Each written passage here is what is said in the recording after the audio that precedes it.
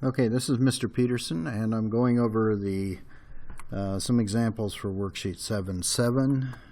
Hopefully these help you. This is a pretty tough little worksheet. So what I've got here is 5 points that I'm going to be graphing for the original function. 3, negative 4. That's this first one. 4, 2. 5, 4. 6, 2. And 7, negative 4. Now it's pretty obvious here that this looks like a parabola, but there's no formula here, so I'm just going to leave it as 5 random points. If I had a formula where I could generate the millions more needed to connect these into a smooth parabola, it would be connected. Now, the other one, you're going to get the inverse by just interchanging the x and y values. So we're going to switch this, and this line that used to be the x, I'm going to write down here on the y line. And the x's become y's.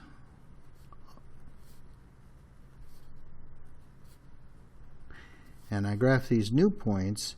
I'm going to either switch colors, that's what I'm going to do here, so I'll be using this red pen. And if you're doing it on your paper with the same pen color or a pencil, then you just put a little circle around each of the dots to keep them separate from these. So negative 4, 3, 2, 4, 4, 5. Excuse me, that's the one that's 4 or 5.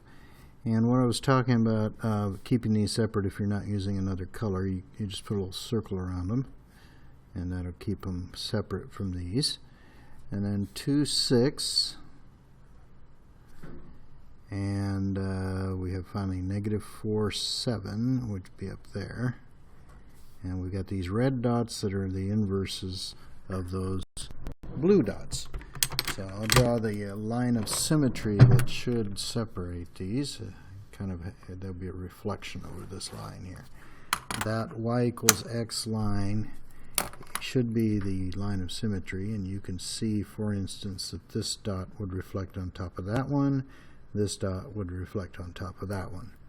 So other than the mistake I made there, which you're going to ignore, I'll do the Jedi trick. You don't know that I made a mistake. This is done. Okay, so that covers problems 1 and 2.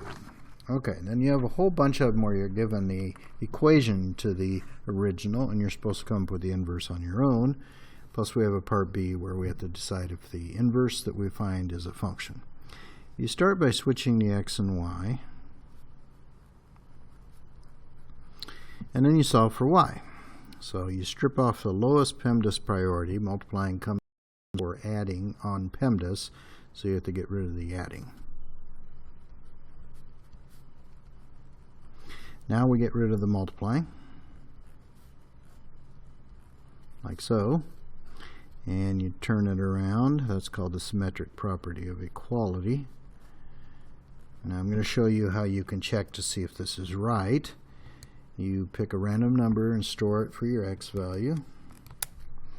Then you run it through the first round, negative 2x plus 6, and that gives a negative 18. You store that new value as the new x value, so you store the negative 18 and see if this reverts us back to the 12. So I'm going to use the alpha F1 key to get this fraction going. X minus 6 over negative 2, and we got our 12 back. So I know I did it right.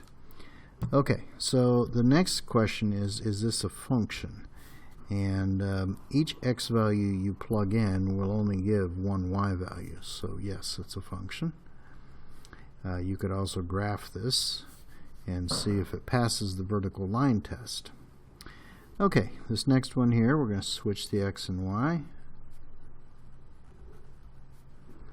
The lowest priority on PEMDAS is subtraction, so I'll add to counteract that. Now the lowest is this multiplication right here, so I'll divide. And finally, we're going to take the square root of both sides. And when you do that, let me recopy it first.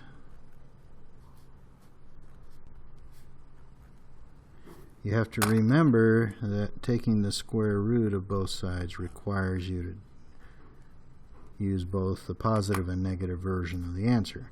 So here we go. It's going to be plus or minus x plus 5 over 2. And that's your inverse.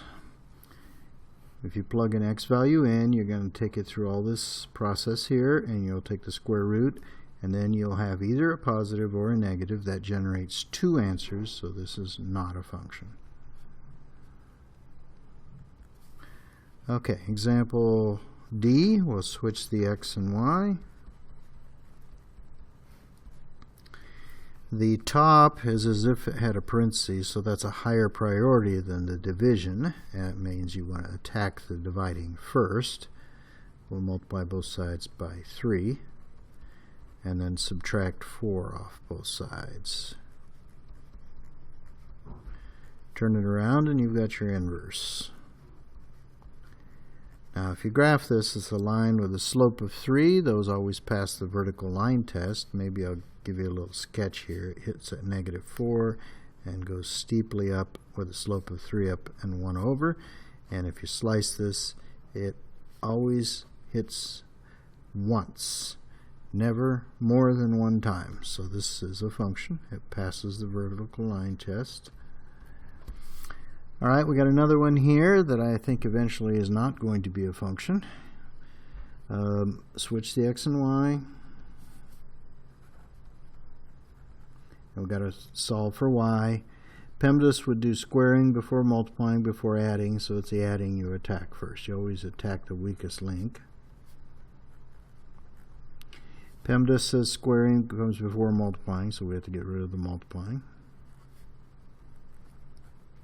Solving goes in the opposite order of PEMDAS. Now I'm going to take the square root of both sides, and I'm going to purposely make a mistake here, just to remind you that if we take the square root of both sides, you need to take into account both answers, the positive and negative version of it, and that immediately tells me that there's two answers for every x that you plug in, and that tells me it's not a function.